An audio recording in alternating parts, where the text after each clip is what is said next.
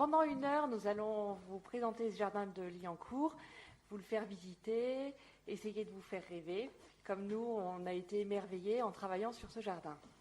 Liancourt, la ville, est située dans l'Oise, à 70 km au nord de Paris et au sud d'Amiens. Aujourd'hui, si on prend une photo aérienne, l'emprise du parc est celle qui était au XVIIe, qui se dessine en marron. Et si on superpose avec le jardin ancien, ça nous donne une idée de l'aménagement. Malheureusement, de ce jardin, il ne reste plus les fontaines. Il reste sur la gauche le Grand Pré et comme élément bâti, les communs du XVIIIe siècle, la parcelle devant, attenante, qui est l'ancien jardin de fleurs, et le château était positionné à cet endroit. Malheureusement, il a brûlé en 1922. Donc l'orangerie, donc les anciens communs, avec le jardin qui était situé, une partie du jardin à fleurs qui était située devant. Donc le choix d'aménager ce jardin à cet endroit, il avait été dicté par le terrain qui était fortement marécageux, et c'est pour ça que le site avait été choisi pour faire un jardin, un parc à fontaines. Il y avait 2 rivières qui traversaient, la Brèche, qui, elle, a surtout servi pour évacuer les eaux, et la Béronnelle, dont on vous parlera, qui, elle, permettait d'alimenter une partie du parc. Donc voilà le jardin tel qu'il était à la première moitié du XVIIe siècle. La date d'aménagement n'est pas vraiment précise, mais on estime qu'il a été aménagé à partir des années 1630. Donc pour vous situer, on est avant Versailles, et c'est pourtant un parc à fontaines majestueux.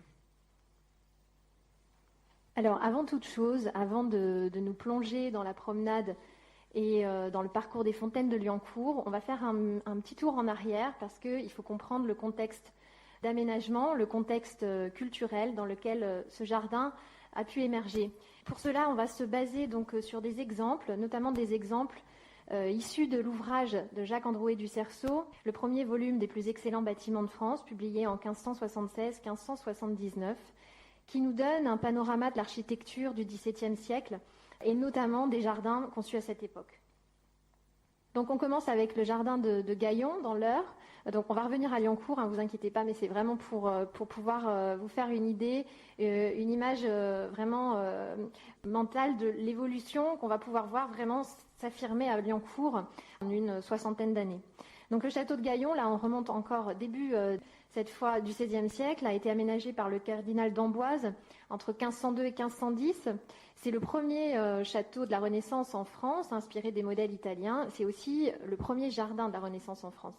Donc on a une nouveauté qui arrive avec les jardins de la Renaissance en France, qui diffèrent des jardins de la Renaissance italienne par la présence beaucoup plus importante de l'eau. Et ça, c'est lié à la topographie et aussi à la géographie simplement française, puisque on a des terrains beaucoup plus marécageux dans lesquels vont être aménagés ces jardins. Donc on va, au lieu des cascades qu'on avait dans les jardins de la Renaissance italienne, ou au lieu des dénivelés qu'on va trouver plutôt dans ces jardins italiens, on va avoir des canaux de drainage qui vont avoir une double fonction, à la fois drainer le terrain et ornementer ces nouveaux jardins. Alors on passe donc le château de Dampierre, qui a été aménagé en 1551, le nouveau château pour le cardinal Charles de Lorraine.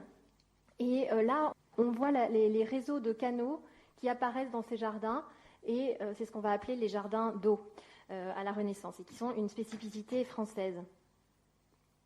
Là, on a le château de Valéry dans l'Yonne, qui a été construit pour le maréchal de Saint-André en 1548 et dont le chantier a été confié à Pierre Lescot. Et ce jardin a la particularité d'être complètement séparé de la partie bâtie du château, comme c'était souvent le cas à la Renaissance. Et on a ce canal qui est aménagé au centre et qui devient un élément d'ornement central et axionomique. On a le château de Bury. Donc là, ce qui est intéressant, c'est qu'on voit donc non seulement les fossés qui font office d'aménagement esthétique hydraulique, mais on voit aussi des fontaines. Et ces éléments de fontaine, c'est pas quelque chose qui est spécifiquement nouveau, mais c'est quelque chose qui va se développer à Liancourt dans des proportions qu'on n'aura jamais vues jusqu'ici. Donc à Annette, on a aussi des fontaines et on a ce réseau d'eau qui encadre le château. Annette, ça a été aménagé pour Diane de Poitiers.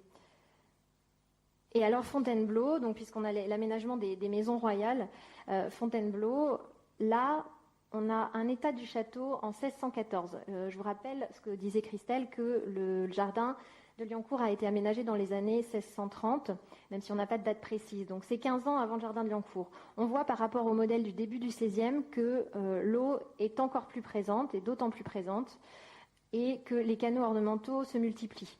Donc là, on est en 1614. Ça, ce sont les travaux successifs de François Ier et Henri IV. Et là, on a aussi entouré en blanc donc des fontaines.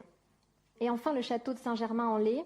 Donc là, c'est aussi un lieu particulièrement intéressant dans les influences qui ont précédé l'aménagement de Liancourt, parce que, de même qu'à Fontainebleau d'ailleurs, on va avoir deux hydrauliciens très célèbres, qui sont restés très célèbres, les frères Francini, qui arrivent de Florence, et qui sont des ingénieurs hydrauliciens qui vont mettre en place des systèmes de fontaines extrêmement sophistiqués, avec des automates, beaucoup de jeux d'eau dans ces jardins de Saint-Germain et de Fontainebleau.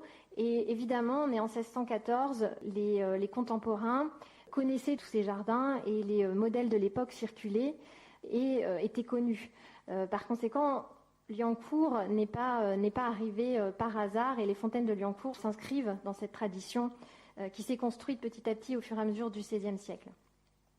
Donc là, pour le château de Saint-Germain-en-Laye, on voit les fontaines également sur plusieurs étages, donc qui était le château de Saint-Germain qui était connu pour ses fontaines et ses terrasses extrêmement sophistiquées, qui ont été remaniées par la suite sous Louis XIV.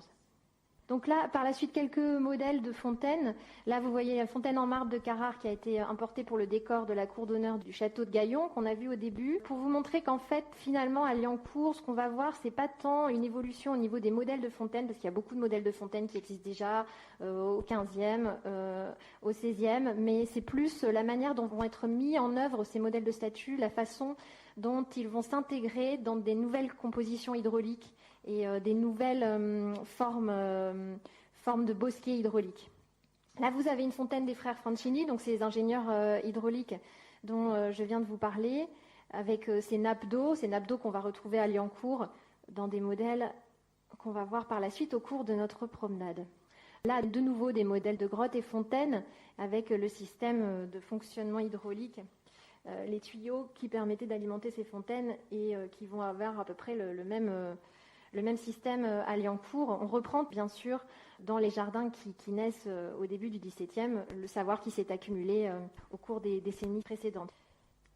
Voilà, donc quelques modèles de fontaines également, des fontaines plus travaillées, des bassins, des vasques, voilà, pour montrer un peu un panorama de ce qui se fait en ce XVIe siècle, fin XVIe, début XVIIe, et voir qu'au final, c'est pas tant les fontaines qui vont être très marquantes dans les évolutions et l'innovation du jardin de Liancourt. Alors maintenant, on va revenir à notre jardin et on va vous présenter la promenade. Donc, il est de tradition de dire que c'est Jeanne de Schönberg qui a aménagé le jardin. Elle est née au début du XVIIe siècle et elle est mariée à Roger Duplessis, qui était propriétaire de Liancourt, après avoir fait annuler son premier mariage pour impuissance. Donc, en revanche, voilà, la tradition veut que ce soit elle, mais pour l'aménagement du parc, autant que pour la construction des fontaines, il est très très probable qu'elle ait fait appel à des compétences d'un homme ou d'une femme de métier, spécialiste d'architecture et d'ingénierie hydraulique. On a dépouillé de nombreuses archives. On n'a malheureusement pas retrouvé le nom du concepteur. On ne sait pas si on le retrouvera un jour, on espère. Mais on a fait plusieurs suppositions pour savoir qui aurait pu l'aider à aménager. Et Jeanne de Schönberg et Roger Duplessis avaient acquis l'hôtel de Liancourt à Paris. Et ils l'ont acquis en 1632. Et on sait qu'en 1636, ils ont fait intervenir Jacques Lemercier pour les aider à rénover cet hôtel. Donc, pour vous situer, Jacques Lemercier, c'était un architecte qui était issu d'une dynastie de maîtres maçons Et après un long séjour à Rome, il est revenu en France comme architecte au service de la reine-mère, Marie de Médicis, après Salomon de Brosse. Il dirige et relance les travaux du Louvre, et sous la régence d'Anne d'Autriche, il est appelé à construire les travaux du Val-de-Grâce lorsque la reine écarte l'architecte François Mansart. Donc Le Mercier est vraiment connu pour avoir contribué à l'épuration du style architectural de la Renaissance, mais il joue également un rôle décisif, moins connu, dans l'aménagement des jardins avant le nôtre, notamment pour les jardins de Richelieu, de Rueil, de Montjeu et d'Effiat en Auvergne. Simplement pour rajouter que l'hôtel de Liancourt se situait rue de Seine et qu'en réalité on est juste en face du jardin des Tuileries. Donc pareil, au moment où il s'installe à l'hôtel, on peut imaginer que les jardiniers des Tuileries et le jardinier en chef notamment, qui est Jacques Boisseau de la Boyauderie, a probablement aussi été une source d'inspiration, la proximité entre cet hôtel et les jardins. Donc pour travailler sur ces fontaines, nous avons eu la chance d'avoir ce plan qui date de 1654 et qui a été dessiné par Henri Maupercher, qui est un peintre et graveur français très méconnu, qui est parti à Rome. Et quand il rentre, il a quand même travaillé pour le comte de Richelieu au Palais Royal et pour Anne d'Autriche. Mais son seul travail daté est ce plan de Liancourt qui date de 1654. Il a également participé à la fondation de l'Académie de peinture, dont il deviendra professeur. Et voilà, un tableau notamment qu'il a peint. C'est un des seuls tableaux qui est attribué à Maupercher avec certitude. Alors, on revient à la promenade maintenant, et on a décidé qu'aujourd'hui, vous serez donc les muses du jardin de Liancourt, puisqu'on a trouvé ce poème dans une description de la maison de Liancourt qui date de 1659 et où on peut lire « Ô muses, vous, voisines du ciel, des hommes adorés, vous qui n'avez jamais souffert que les mortels puissent avoir l'honneur de toucher vos autels, quittez pour quelque temps le séjour du Parnasse, que de vos longs travaux votre esprit se délasse. Venez ici goûter un air libre et plus doux. Ce lieu vous appartient et n'est fait que pour vous. » Donc on espère que ça va être fait pour vous aussi. Et on va commencer le cheminement hydraulique. Donc en fait, le jardin de Liancourt est organisé autour du réseau hydraulique. Et c'est ce réseau qui va aussi vous guider dans votre promenade parce que ça a également guidé très certainement la conception du jardin. Donc en bleu, sur le plan, l'alimentation initiale. Donc un réservoir qui était alimenté lui-même par la Béronnelle dont je vous parlais tout à l'heure, qui est la petite rivière. Alors là, le plan est à l'envers par rapport à celui que je vous ai montré tout à l'heure. Donc la Béronnelle qui alimente ce réservoir, qui a un canal qui fait 180 toises, donc 350 mètres de long. Donc ce réservoir, ensuite, alimente un premier niveau de fontaine. Et on pense qu'il est tout à fait logique que ces fontaines aient été aménagées en premier. Alors, ce réseau arrivait sur un premier parterre qu'on appelait le parterre de la Perruque, qui était nommé en ces termes en raison de la fontaine qui se trouvait au centre et que vous voyez ici représentée. Alors, cette fontaine de la Perruque a été plusieurs fois représentée dans des manuels et dans des recueils de gravures. Et on peut dire que c'est l'acte 1 de la promenade dans les jardins. C'est le premier parterre auquel on accède après avoir emprunté la double rampe de pierre depuis le château, que vous voyez juste en face. Et la fontaine de la Perruque semble vraiment avoir remporté un franc succès en raison de ses reproductions nombreuses qu'on peut trouver. En fait, elle était constituée, et on va le voir mieux par la suite, d'une grande vasque qui reposait sur un pilier avec piédestal. La table était faite d'une seule pierre ronde. Et on va voir sur la gravure d'après, cette gravure qui a été faite par un architecte suédois dont on va vous reparler par la suite, qui s'appelle Tessin le Jeune. Donc sur cette gravure, on peut voir que pour créer cet effet de nappe d'eau, on avait un petit ourlet en plomb de 3 cm qui permettait de donner cet effet d'eau sur le côté. Donc ça, c'est une description qu'on a très précise du fonctionnement et des techniques hydrauliques. Et on le voit ici, en fait, on voit ce petit ourlet en plomb. Alors, cette vasque était assez large, 9 mètres de diamètre, 3 cm pour 3 cm de profondeur. Et elle formait une forme de guéridon. Et son nom, ça vient en fait de cette superposition qui donne une espèce de forme de perruque. Enfin, en tout cas, c'est ainsi qu'elle est décrite au XVIIe siècle dans les différents recueils. Cette fontaine, elle présente une ligne assez simple et on va voir que c'est plutôt une des marques de fabrique de Liancourt, une des caractéristiques de ce jardin. On est peu dans une esthétique extrêmement démonstrative et maniériste, on est vraiment dans une forme d'épure. Et là, donc on a, pour les influences qui ont pu suivre, on voit dans les jardins de Versailles une fontaine qui reprend à peu près le même modèle, mais sur laquelle a été ajoutée une statue. Donc juste pour continuer avec le réseau hydraulique, la décharge de cette fontaine permettait d'alimenter en contrebas une série de 22 fontaines de cascades, voilà, qui permettaient de faire la transition entre la fontaine de la Perruque et le parterre à l'anglaise en contrebas. Alors ces cascades, c'est l'élément majeur des jardins de Liancourt, comme le montre la description que fait Denis Godefroy en 1637, cette description du jardin de Liancourt qui est en fait la plus ancienne dont on dispose. Alors Denis Godefroy, en fait, il faut savoir que c'était un archiviste et que ce sera l'archiviste de Louis XIV, donc à cette époque. Ce n'est pas encore le cas, mais il est très jeune et il parcourt les jardins pour en faire des comptes rendus à son père. Et ça fait partie des comptes rendus qu'on a pu récupérer. Cette visite de Liancourt où il dit « Après ce récit, il ne nous reste plus qu'une rareté du jardin qui, pour être des plus singulières, mérite d'être racontée particulièrement. C'est une mode et façon des plus beaux jardins de plaisance d'Italie, dont l'invention nous est parvenue jusqu'ici, consistant en descente d'eau, correspondant par tuyaux et tombant sur des couloirs de plomb, par degrés, qui sont tous couverts et verdoyants de gazon. C'est ce qu'on nomme des cascades. » Donc les cascades, il faut savoir qu'en fait, c'est arrivé assez récemment en France. C'est Salomon de Causse qui en parle en 1624 dans son ouvrage « La raison des forces mouvantes », avec diverses machines tant utiles que plaisantes pour agrémenter les jardins. Cette cascade de Liancourt est une vraie nouveauté, ça fait partie des innovations du jardin et elle s'inspire de certains modèles qu'on peut voir dans d'autres jardins, à la Villa d'Este, notamment avec cette allée des 100 fontaines qui est précisément évoquée comme modèle. Et puis dans un autre jardin à Rueil, qui est en lien avec le Mercier, et là également où on va avoir un ensemble de vasques qui se superposent et qui permet à l'eau de descendre sur plusieurs niveaux. Oui, donc là on a pour la postérité et les influences postérieures. Donc on a ici les cascades de Vaux, donc les modèles des cascades en fait qui vont devenir à l'âge classique quelque chose de beaucoup plus habituel.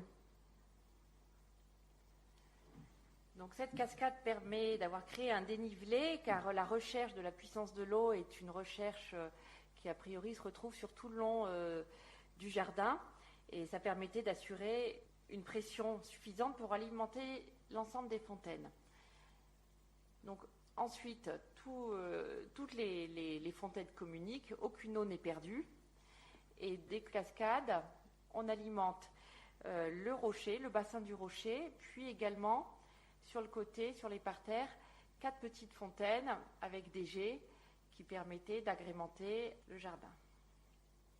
Et ensuite, la décharge de cette fontaine était un vivier en contrebas, puis le canal sur la droite qui faisait partie du très grand pré qu'on a vu à l'origine et qui, alors le pré est encore là, le canal n'est pas là, mais le pré qui a fait l'objet d'inscription du monument historique récemment. Donc cette fontaine, au milieu du parterre anglais, était un bassin ornementé de rocailles avec autour des monstres marins. Et c'est d'ailleurs la fontaine la plus ouvragée de ce jardin. Et c'est le seul endroit où on retrouvera des éléments un peu maniéristes qu'on ne retrouvera pas dans le reste du parc. Donc la fontaine en haut et en bas à gauche, une fontaine un peu dans le même esprit dans le jardin de Montjeu, justement, qui était aménagée par Jacques Le Mercier. Et les autres fontaines sont des fontaines qui étaient présentes, mais à la même période, dans des jardins en Italie. Ici, c'est pour vous montrer à Versailles la présence des tritons dans les bassins, qui étaient des éléments, des monstres marins, souvent présents pour agrémenter les fontaines.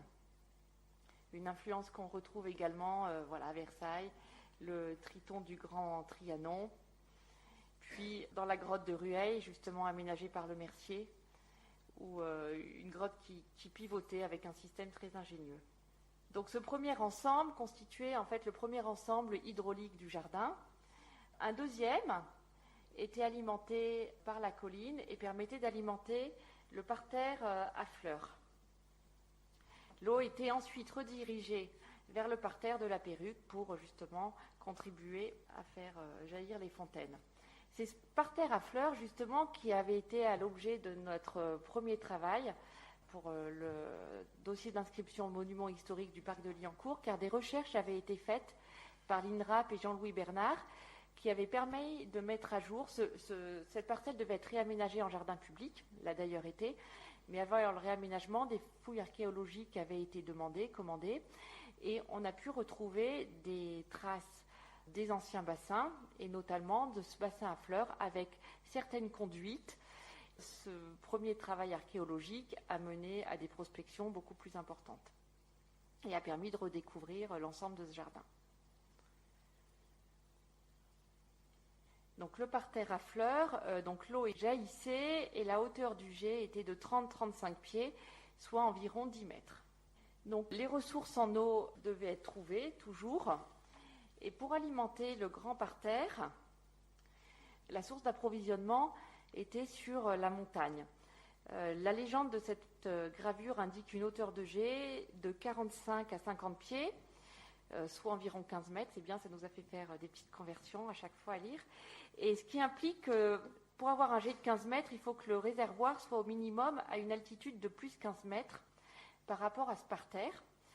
Et c'est une description beaucoup plus tardive qui date de 1747 qui nous a informé sur l'alimentation de ce parterre avec un réservoir situé au-dessus du village, réservoir que l'on retrouve sur le plan en bleu entouré. Et c'est ça ce qui est passionnant quand on recherche, c'est qu'il faut couper les sources iconographiques, bibliographiques qui nous permettent d'avoir une compréhension plus importante du jardin.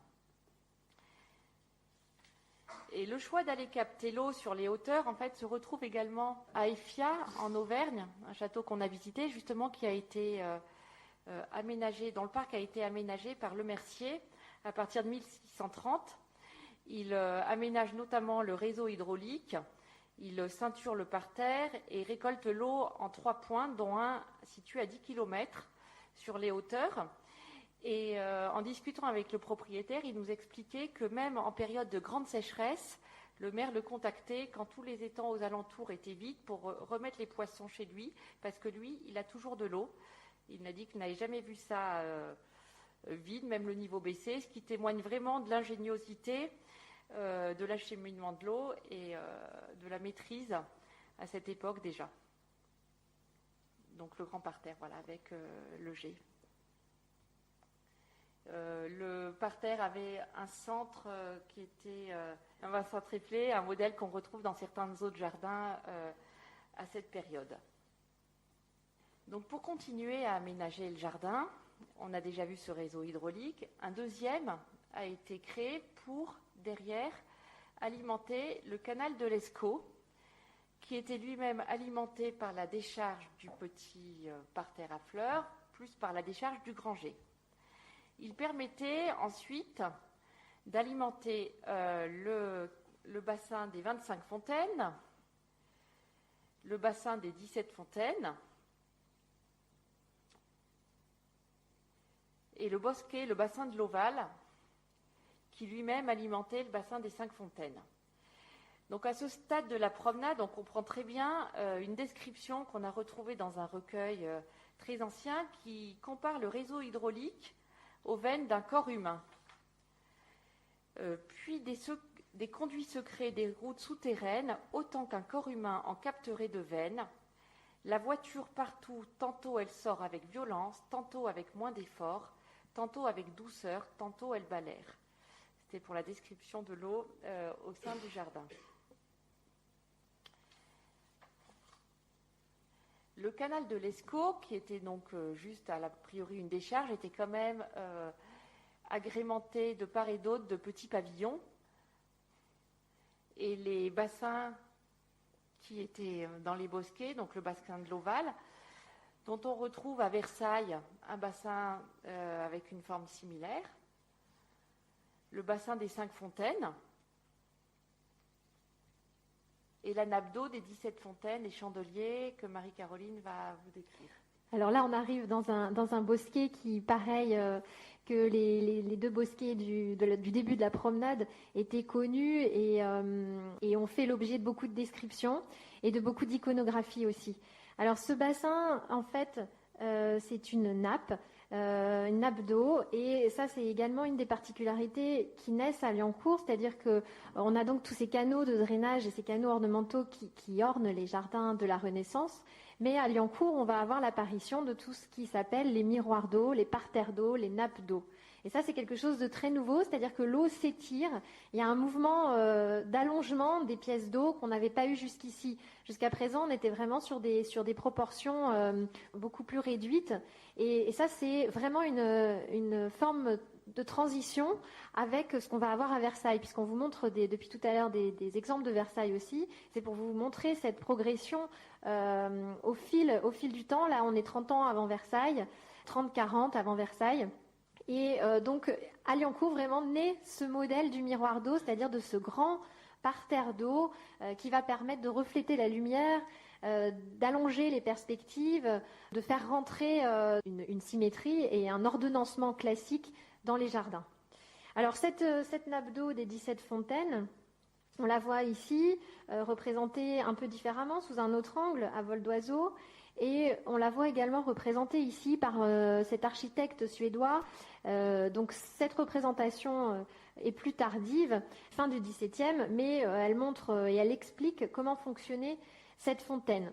Alors en soi, la fontaine est assez simple, assez épurée, assez dépouillée, mais pour autant, elle est sophistiquée dans le nombre et la présence de jets d'eau.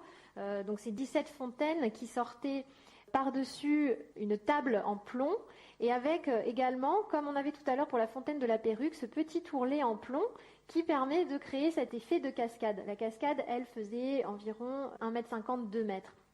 On a donc ces jets d'eau qui sortaient de cette table en plomb, et puis on avait tout autour une alcôve en verdure avec des petites niches où se trouvait un ensemble statuaire. Donc en soi, la composition est assez sobre. On entre un petit peu dans l'ère classique, c'est ce que je vous disais, mais en même temps, il y a une vraie sophistication au niveau de l'ingénierie hydraulique. Alors ici, c'est un exemple du jardin de Rueil pour voir que ce système un peu de cascade en nappe et de nappe d'eau également à une période à peu près correspondante apparaît, on voit, et concomitante à Liancourt, on a des modèles qui se rapprochent un peu de ça. Donc, comme quoi, il y a vraiment des interinfluences entre les jardins.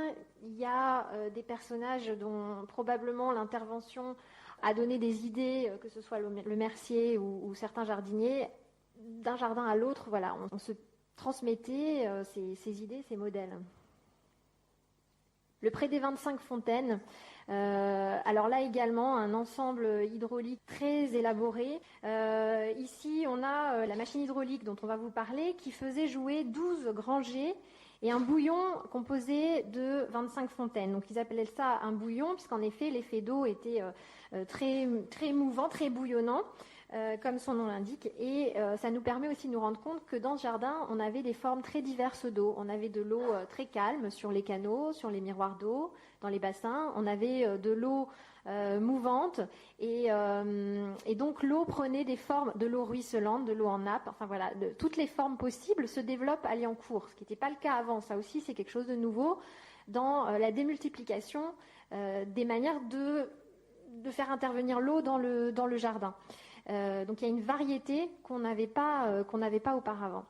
Et donc ces bouillons jouent en continu, c'est-à-dire qu'on a une alimentation continuelle, ce qu'on n'aura pas à Versailles. Donc c'est vraiment à Liancourt, c'est pas pour rien qu'on peut vraiment parler d'un jardin d'eau et vraiment d'une exception, une exception à la matière, autant par la concentration que par la variété des formes.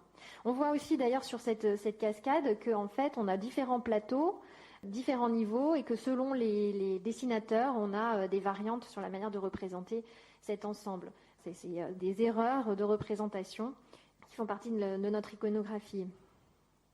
Voilà, donc là vous avez une vue d'ensemble de cet ensemble hydraulique. Et ici une autre fontaine. Donc en fait là c'est pour vous signaler. Ça c'est une fontaine qui n'a pas de nom particulièrement. On a quand même pu l'identifier son positionnement dans le jardin. Elle se trouvait ici sur le plan de Mauperché. On voit qu'elle s'inscrivait dans une grande perspective ici. Donc en fait, elle n'est pas mentionnée dans les descriptions précisément en tant que telle. Ça veut dire qu'en fait, et vous le verrez après, quand on va récapituler le réseau hydraulique, on a déjà un nombre vraiment spectaculaire de points d'eau. Et apparemment, ça n'est pas du tout exhaustif, puisqu'on a aussi des gravures qui montrent des points d'eau qui ne sont pas répertoriés ailleurs. Donc en fait, on est vraiment à minima sur le nombre de points d'eau dans ce jardin qu'on va vous récapituler par la suite. Donc pour revenir au canal de l'Escaut, donc moi je remets les choses un peu plus techniques par rapport à l'alimentation en eau du réseau hydraulique, parce que sans alimentation c'était impossible. Le canal de l'Escaut permettait également d'alimenter derrière le carré d'eau. Et c'était un canal poissonneux, comme on l'a lu dans le recueil de poésie, d'une large étendue, qui fait voir l'eau dans son lit doucement étendue, qui, pour se reposer des efforts qu'elle fait, vient dormir un moment à l'endroit le plus frais. Au milieu du canal, le soin de la nature entretient un logis d'une rare structure, un riche logement, un petit palais vert, où l'eau du mauvais temps va se mettre au couvert. Donc là, c'est une petite île qu'on retrouve, et on n'a pas trouvé de modèle similaire dans d'autres jardins, ni avant ni après. Ça a l'air d'être une exception pour Liancourt. C'est pour ça que ce poète l'avait vraiment bien décrite. L'eau commençait à s'épuiser à Liancourt pour alimenter les fontaines. Et donc, au fond du parc a été créée une roue hydraulique, une machine à eau, qui permettait d'alimenter 3 nouveaux bosquets. Le bosquet des 7 fontaines, le bosquet à nouveau des 25 fontaines dont Marie-Caroline vous parlait tout à l'heure, et le bosquet de l'Étoile, qui lui se déchargeait sur un autre parterre d'eau, un petit carré d'eau.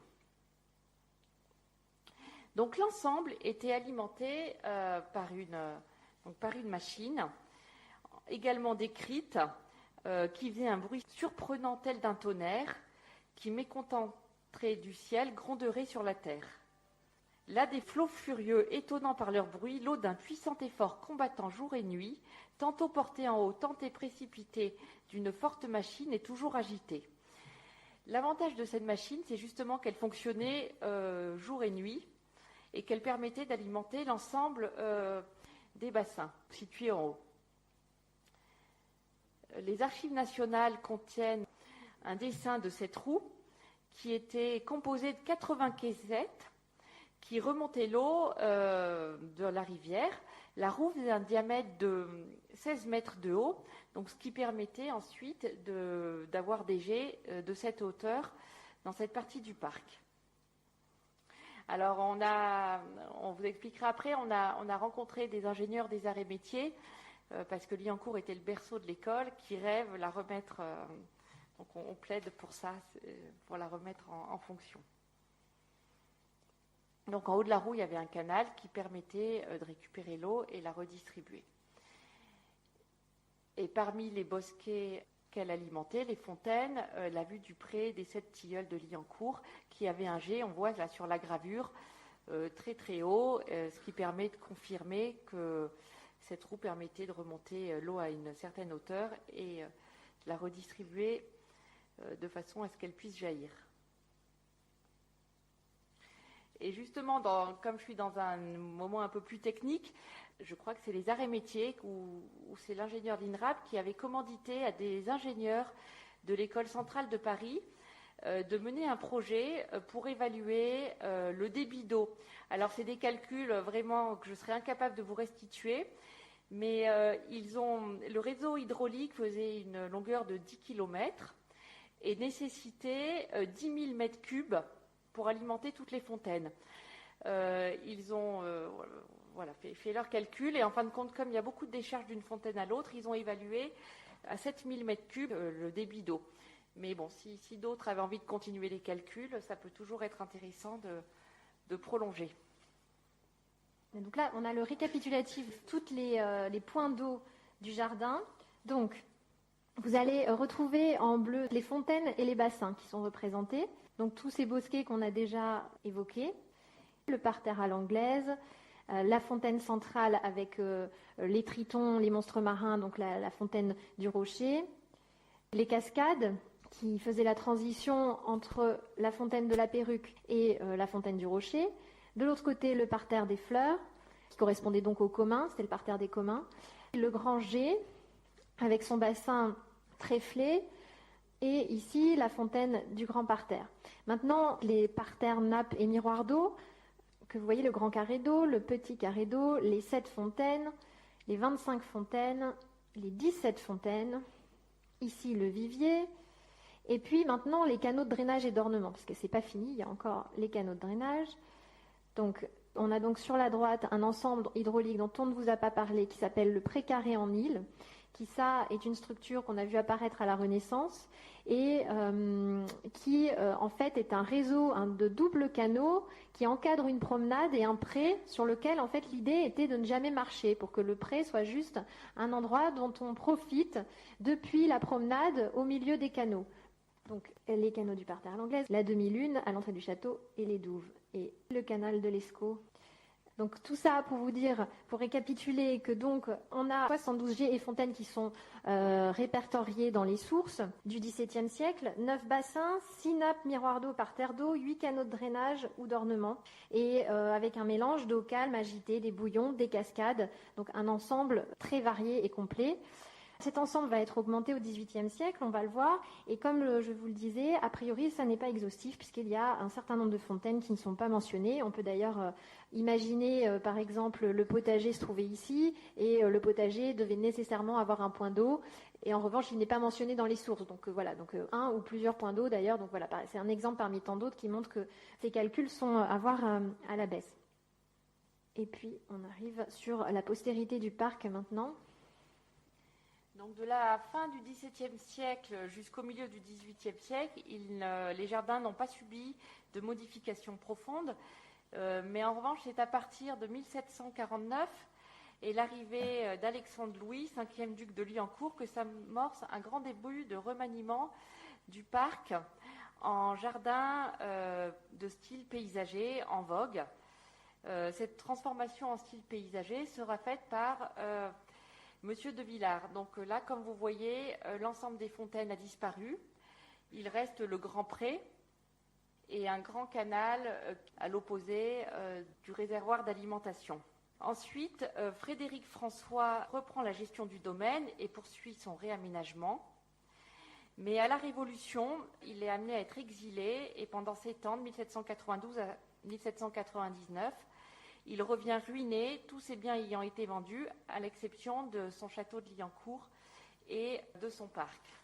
Ensuite, le château a été loué en 1902 à l'école de l'Île-de-France et le domaine est finalement vendu en 1919 à l'issue de la Première Guerre mondiale à un fabricant de tracteurs anglais, des tracteurs Austin. Il est ensuite acheté par un fabricant de chaussures et un incendie détruit définitivement le château en 1922. Et comme on vous a dit, les communs demeurent la seule trace de ce merveilleux parc ancien. Donc l'emprise actuelle aujourd'hui n'est pas si importante. Il reste une grande partie du jardin ou du parc, le cadastre napoléonien. Et si on reprend la photo aérienne ancienne, on voit des traces encore des aménagements comme ici en bas, ou ce petit cercle. Et en surperposant, voilà, c'est des traces qui pourraient, en tout cas qu'il faut préserver, de là non plus du parc à fontaines, mais du jardin qui avait été réaménagé en style paysager. Donc comme on vous disait, les arts et métiers ont eu leur berceau à Liancourt. C'est François XII, duc de Liancourt, qui a créé en 1780 l'école de la montagne, qui deviendra ensuite le berceau des futurs arts et métiers.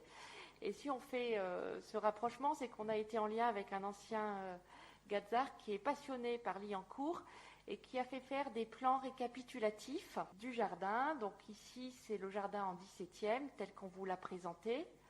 Ensuite, en 1743, où il y a quelques petits réaménagements. Ils ont retrouvé un plan qu'on ne vous a pas mis parce qu'on n'en a pas une bonne reproduction dans les archives de la famille La Rochefoucauld en Touraine, puis le réaménagement en parc paysager. Pas encore, là on est en 1750. Donc plusieurs fois au cours de notre promenade, on vous a parlé de Nicolas Tessin-le-Jeune. Alors on tient à vous le présenter parce qu'on est allé le rencontrer, alors plus lui-même, mais les archives à Stockholm, parce que étant suédois, il a fait 3 voyages en Europe. C'est pour ça que nous aussi on a eu envie de voyager, mais dans l'autre sens. Il était parti faire un premier voyage à la demande du roi pour en fait venir s'inspirer des modèles italiens puis français pour ensuite les rapporter en Suède. Donc son premier voyage est de janvier 1673 à l'été 1677 où il part spécifiquement à Rome. Ensuite, il rentre en Suède et repart 5 mois à Londres, puis à Paris où il reste 2 ans et demi. C'est là où il dessine les dessins des fontaines que vous avez vus tout à l'heure.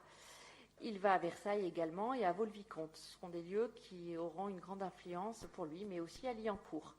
Il a écrit un journal, un carnet de notes, qui a été entièrement dépouillé. Alors, il est une partie en suédois, donc on n'a pas encore... Mais malheureusement, on espérait avoir un nom de concepteur. On n'en a pas trouvé. En revanche, on a cherché des jardins qui auraient pu influencer son travail. Il y a le jardin de Rosberg, où on voit un long canal, comme Marie-Caroline vous expliquait tout à l'heure, qui pourrait être directement influencé de Liancourt. Voilà, pour rappel, les gravures des fontaines qu'on vous a présentées tout à l'heure. À Rosberg également, il y a une fontaine en cascade derrière. Donc ça, c'est un château qui a été aménagé dans les années 1680-1690 et qui est situé au nord de Stockholm. Et il est aujourd'hui l'une des 11 résidences officielles de la famille royale de Suède. Le château de Trondheim, excusez-moi pour la prononciation, qui est aussi la résidence d'été de la famille royale.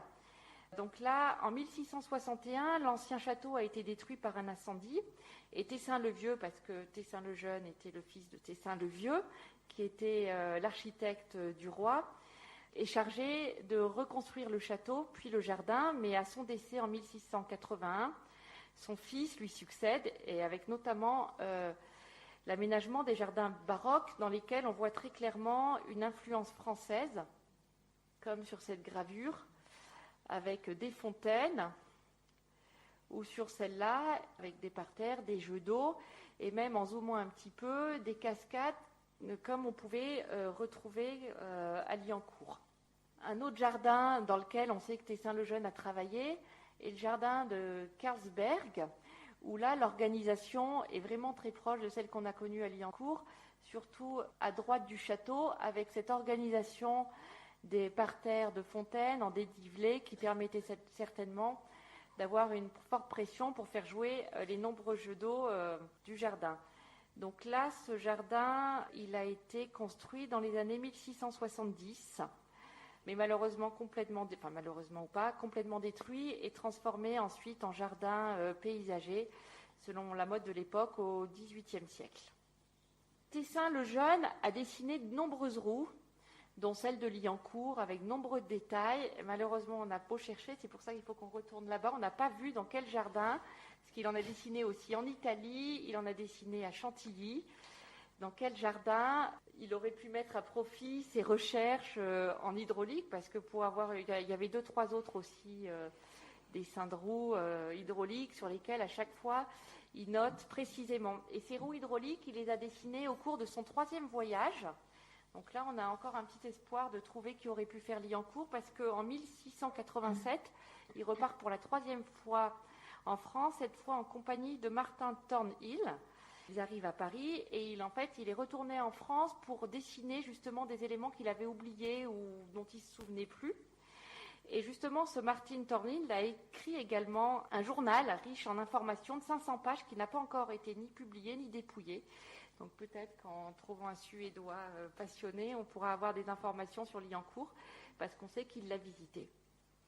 Alors on arrive au bout de notre promenade. Donc ce qu'on peut dire sur ce jardin, c'est qu'il est vraiment mu par des influences pas contraire, mais complémentaire. On va dire qu'il est héritier vraiment du temps passé, de la Renaissance, des modèles déjà en place, et qu'il ouvre sur une fenêtre sur un monde paysager nouveau, qui est celui du classicisme, avec l'introduction de toutes ces fontaines, de tous ces bosquets, de toutes ces nappes d'eau. On n'en est vraiment plus aux simples canaux et fontaines ornementales qu'on pouvait voir au début et à une forme de très restreinte initiale. En fait, on a rigueur et régularité avec donc ces axes de symétrie qui allongent les vues et le jardin. Et on a aussi une grande prise de liberté dans la composition avec des divergences dans la taille des bosquets, leur forme et aussi leur composition. Donc on a une singularité dans l'articulation même de ces bosquets hydrauliques. En ça, on pourrait dire que ce jardin, donc pour nous, c'est un peu la définition d'un jardin boyocien. J'évoquais ce personnage Boisseau de la Baroderie au début, en vous disant que c'était donc le jardinier en chef des Tuileries, premier jardinier du roi. Et en 1638, il publie le traité de jardinage selon les raisons de la nature et de l'art, dans lequel il écrit « Le jardin est beau s'il unit l'ordre à la variété ». Et on peut dire qu'à Liancourt, on a exactement ce profil de jardin. Et cette maxime s'applique tout à fait à Liancourt. On pourrait aussi faire une ouverture en ce qui concerne Liancourt sur la question du jansénisme. Ça, c'est une piste qui serait à creuser parce que on trouve que dans ce jardin, on a au départ une approche qui reste assez travaillée, assez complexe, avec des modèles encore très élaborés, peut-être plus sophistiqués, et qu'après, on va de plus en plus vers une forme d'épure. Et cette épure, on ne sait pas très bien à quoi la rattacher, à quel modèle de pensée la rattacher à l'époque, si ce n'est peut-être à ce courant justement théologique, le jansénisme, qui était un courant assez rigoriste, néanmoins catholique, mais considéré par l'Église catholique comme hérétique. Mais voilà, une forme très rigoriste de la pratique religieuse. Et il se trouve que le couple Jeanne de Schoenberg et Roger Duplessis étaient tous deux très proches de ce mouvement janséniste, étaient eux-mêmes jansénistes et accueillaient dans leur hôtel de Liancourt à Paris tous les jansénistes les plus connus de l'époque, dont un personnage qui est bien sûr célèbre, c'est Pascal, qui va fréquenter leur hôtel particulier. Donc tous ces éléments, en fait, et la proximité avec Port-Royal, dont Jeanne de Schoenberg est proche depuis 1625, eh bien peut-être que ça a eu aussi un impact sur les évolutions du jardin progressif vers une forme de plus en plus épurée, naturelle, classique. Ce qui n'était pas le cas au tout début, quand on est dans les espaces vraiment les plus proches du château. Voilà. Donc Liancourt, c'était la 8e merveille du monde. Donc on va finir avec ce texte, considéré à l'époque. C'est un texte de 1650, c'est un poème qui nous dit « Lundi, monsieur le Mazarin, non sans avoir quelques chagrins et faire mainte doléance, partit pour aller hors de France. Et le roi et la reine et la cour furent logés à Liancourt. Maison non couverte de chaume, mais des plus belles du royaume, où l'on voit maintes grands ornements et qui passe certainement, tant elle est rare et sans pareille, pour une 8e merveille. » Voilà, merci beaucoup.